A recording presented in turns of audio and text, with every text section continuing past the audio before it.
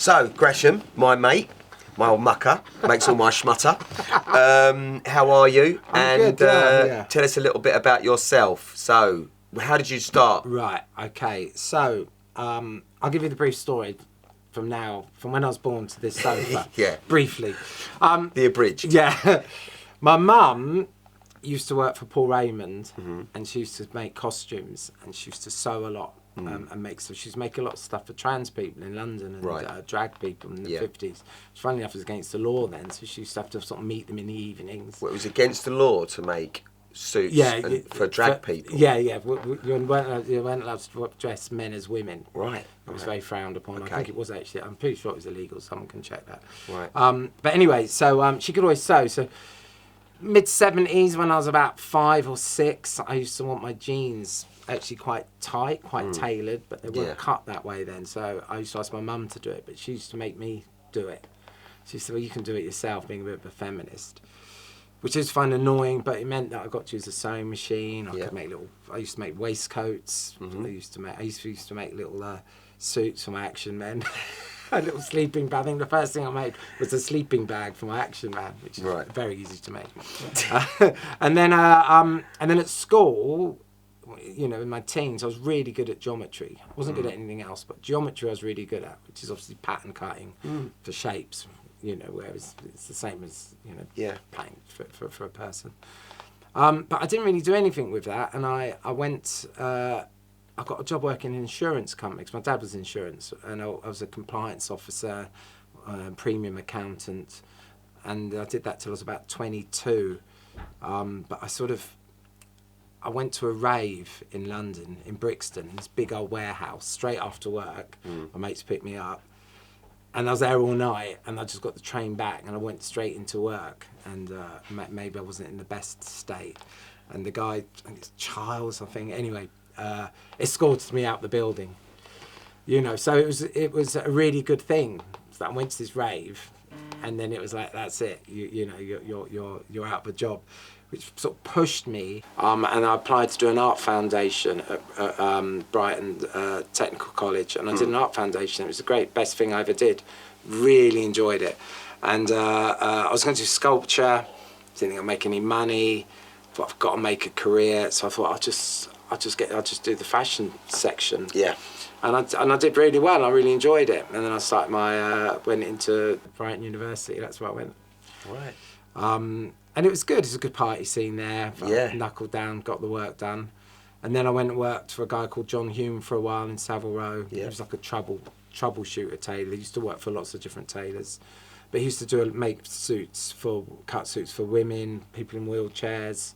So that's why he's a troubleshooter tailor, is that why they were calling him that? Yeah, they did used to call him that. Okay. Yeah, and it's a bit not very PC. No. But you know what? It's a different pattern for someone in a wheelchair. We have a lot of clients in wheelchairs now. You know, we have clients that unfortunately landed up in wheelchairs. Right. Yeah. You know, we can cut a trouser so when you're sitting in the wheelchair, it looks straight. Yeah. You know, just things. They've like not that. ended up in the wheelchair because of the suits, though. No, not because of the nearly always motorbikes. Yeah. And then that's how I learnt ladies tailoring. Because guys, in my opinion, tend to be short, thin, fat, wide, you know, tall. Yeah. They either go that way or that way. Yeah. Where women go all over the place. You know, thankfully. Yeah. So it's a different skill. Skill. You know, now we've got ladies tailors that actually just do the ladies tailoring here. Yeah. Anyway, so I learned, and he used to know all about the military tailoring, how far buttons should be spaced, and which regiment you've been in. Right. And he'd never write any of it down. What that would tell you what regiment you'd and you might have a bit of extra bit of space there, and it might show that you've been in a particular war or a particular battalion. Wow. So, but he knew it all, but he never wrote it all down.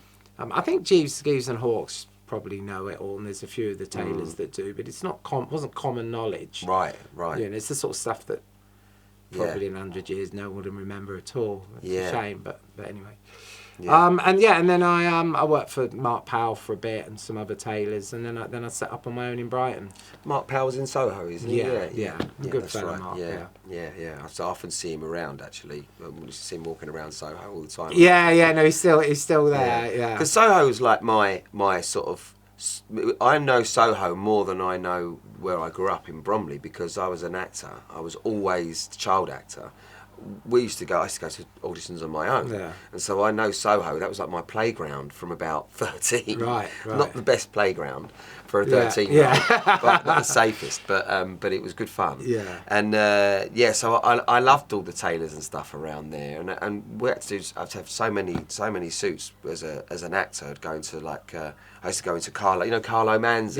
Yeah. So out in West London, and we'd go there, and the suits that they'd bring out would be authentic suits from like the 20s, 30s, 40s, like proper suits that were made at the time. Yeah. And I that's where I started to love, Yeah. the suits and tailoring and stuff. And if you're working with a really good designer, Yeah. they would tell you a little bit like, you were saying about the buttons. They'd say, oh, that's, that certain cut is for this, that, and That's and right, it's yeah, very yeah, specific, yeah. But I mean, your suits are actually.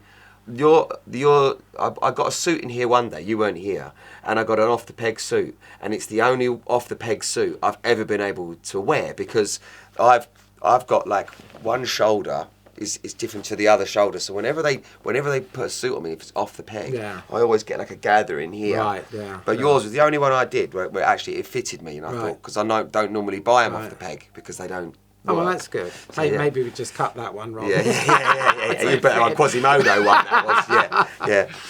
Well, I think our ready-to-wear patterns are sort of based on all of our bespoke patterns. Mm. So when we did all the pattern work, we got every size 40-ish suit that we'd made anyone for bespoke, and then worked out sort of an average of what they should be. Right. So we do very well by ready-to-wear. So how many sessions is it normally when you fit someone for a suit? How many sessions is it before they have a full suit normally? This is sort of two types of people. You get people that just want to get it done, get it out of the way, come in, measure, pick the fabric, and then they expect to pick up the suit the next time. So that's more the sort of contemporary bespoke, sort of made-to-measure side of things, which sometimes you can do straight off. So someone will come in and then they'll take it the next time, depending on how well we measure and how well we've interpreted what the person wants. Yeah. And then, but something that's normally there's two fittings. But then you might get some of the older guys still want the handmade bespoke, where all the linings all hand stitched. Yeah. So then you do forward fittings and things, and that can take a little bit longer. Yeah. But, some people just want it. You know what the world's Just like. do it. They want it Yeah. instant. I'm a bit like that. I like to just get it fitted and then just get it done, but really should sort of take more time. The only time I ever waited more was when I was getting my wedding suit done. It was three. Yeah. That was 3 sessions. Yeah. But some people like this, what I'm wearing today. This has just got these buttonholes are done by machine. Yeah. Very nice. Some people just want them still done by hand. Right. It's like 20 minutes a buttonhole. Yeah. You know, I was going to say, because you've got to do the... Yeah, you have to fit it's called GIMP. Right, okay. It goes around the outside and you have to sew it all round. I mean, it takes me forever. I'm quite good at it. Yeah. But I've got a friend in London that does And all they'll the just hand do all that buttonholes. stuff. Yeah. That's a very nice suit, actually. It's from Holland and Shea, but it's Harrison tweed. Right, very nice. It's not great for trousers, but I've had it soften the fabric a little bit first to stop it being too itchy. Yeah. There's always a worry that it'll wear out between the legs, but I just walk slowly. Yeah, no, it's very, very nice, very nice indeed. So do you do a lot of, you do a lot of stuff for films and television as well, don't you? Yeah, we did some stuff with you once. Yeah. Because you're gorillas, aren't you? Oh, that's right, enough? yeah. And I dressed Pevin Everett. Oh, Pevin okay. Everett for Right. Strobe Light. Yes. Which on Spotify says Strobo Light. Strobo Light. Yeah. Right. Because I asked it I thought I'd play it on the way in today, and I said to Alexa, can you put Strobe Light? And it said Strobo Light by Gorillas. And I think maybe I've got it wrong. I'm believing the computer more than myself. But anyway, because you're the voice, aren't you? I'm 2D. So you're 2D, that's right, Yeah, it's the coolest thing that's ever happened to me. It is cool. That. Yeah, it is quite cool. And Yeah. originally they asked Harry Enfield to take over as 2D. Yeah. And they wanted to go to Japan on tour, and Harry said, I'm not going on tour. Please don't ask me to do that. I'll call Kevin Bishop. He does lots of silly voices. He'll do it. And so Damon called me. Yeah. And I didn't think it was Damon. I thought it was someone. I thought it was Rob Brydon or someone, or Steve mucking around. Yeah. And it was quite embarrassing, actually. In the end, he was like, "It's now not a good time," and he kept introducing himself as Damon Albarn from Gorillaz. I was like, "Yeah, all right, whatever." Yeah, so the joke's going on a bit long. Yeah, and then he said to me, he said, "Do you want to be in Gorillaz?" And I was like, "Yeah." And it's been a really nice. Is that cooler though than being expelled from Grange Hill? Don't know. I mean, a little bit like you getting escorted from the manager, the Office, compliance job. Yeah.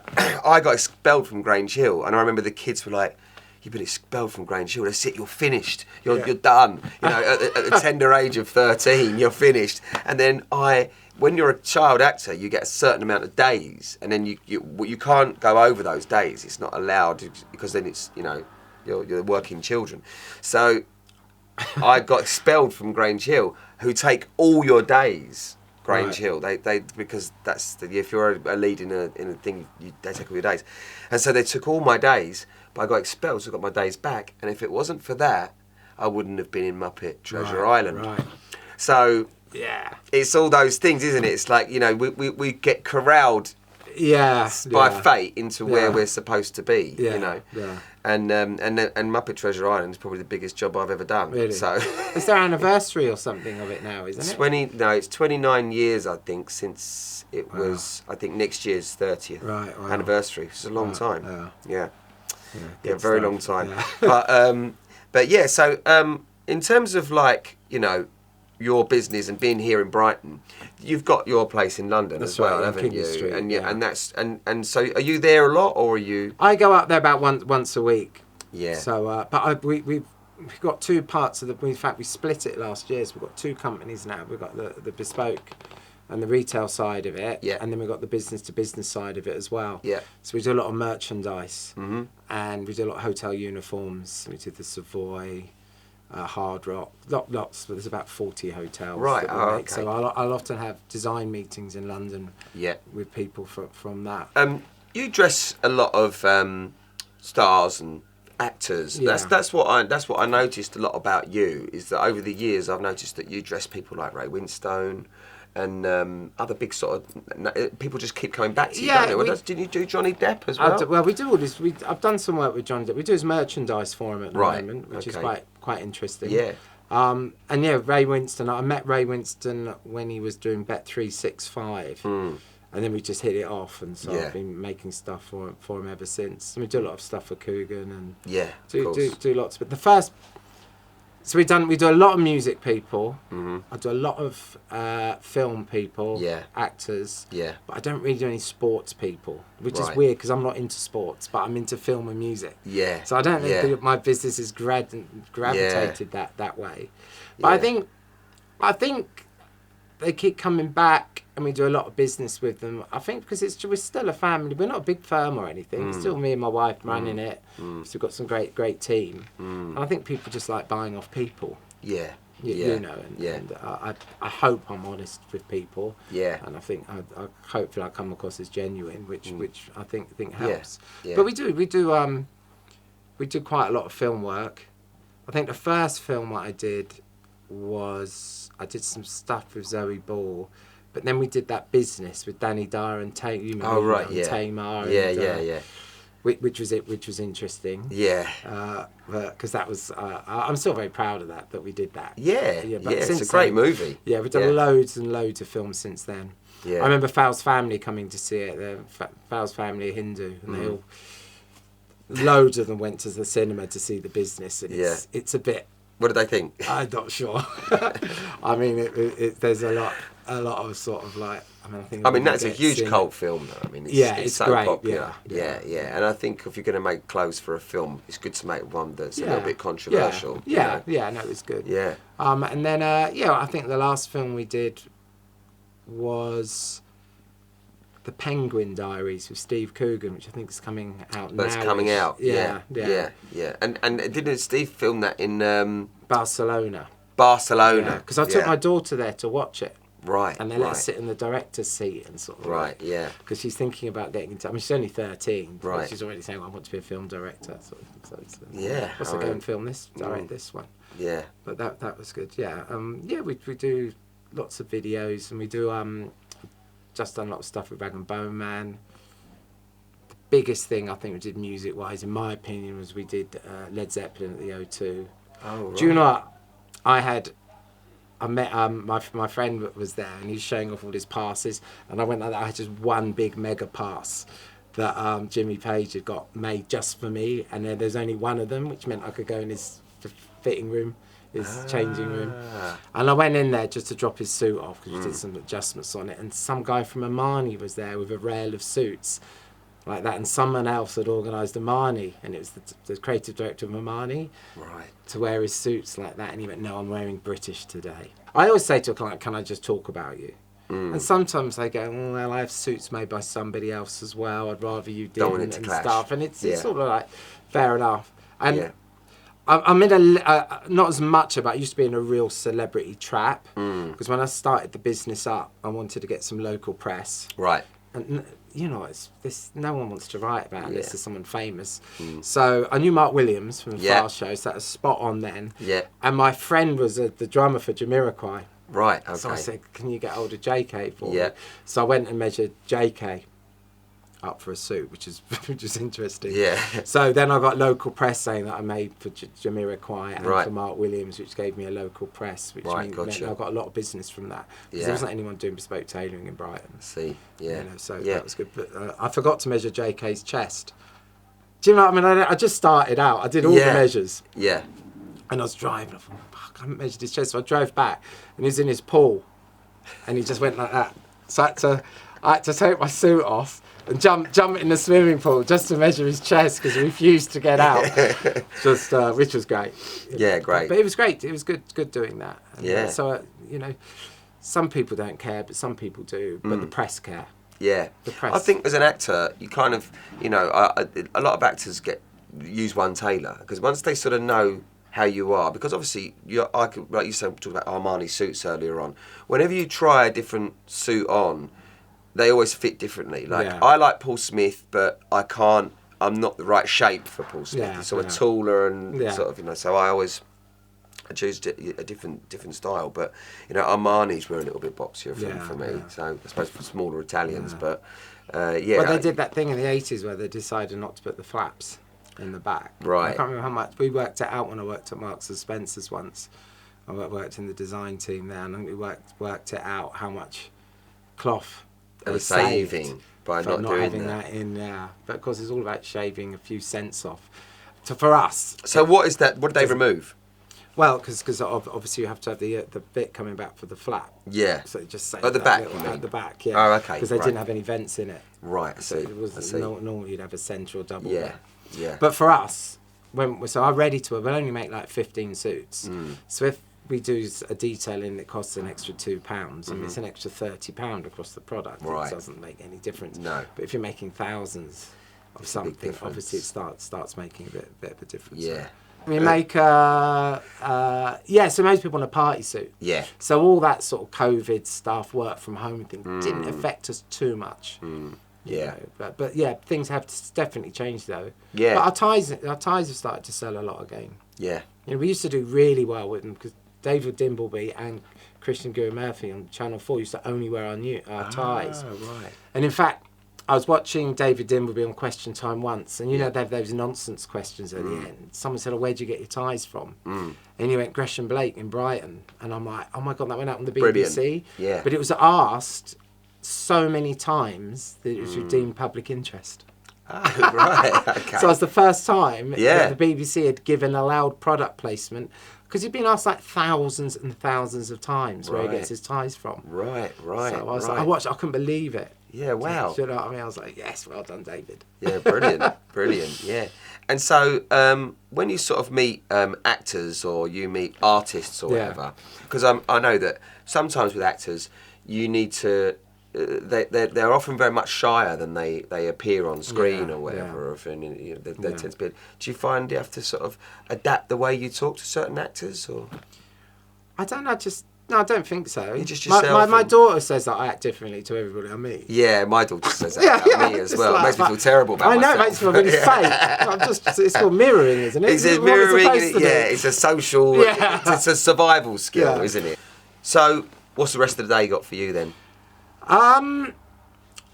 Funnily enough, I'm going to do 3 of these little podcast things, vlogs, whatever it's called. Whatever anyway, they are. So we're doing one on ladies tailoring, because we do a lot of ladies okay. tailoring, but not many people know about it. Right, so I've just got a chat with this lovely lady called Alex Bailey about that, and then I'm talking to Kenny, who directed all the pop videos we did. Oh, okay. Because we did these really silly pop videos, and we did them with the Orbital, DEE, loads of sort of like Fats and Small, Laurie Vincent from the Slaves. Yeah, great. And we're going to do a little sort of podcast on all of that. But try and keep it to 20 minutes, I think. Yeah. I think that's people's aesthetics. Yeah, good. That's about right for people.